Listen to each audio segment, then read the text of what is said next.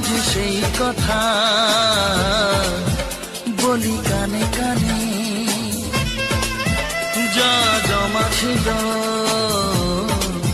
শুধু এই মনে।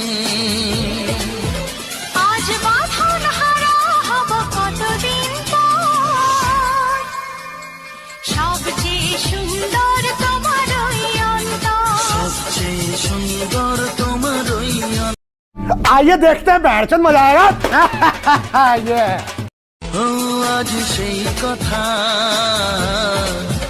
বলি কানে কানে, যা জমা ছিল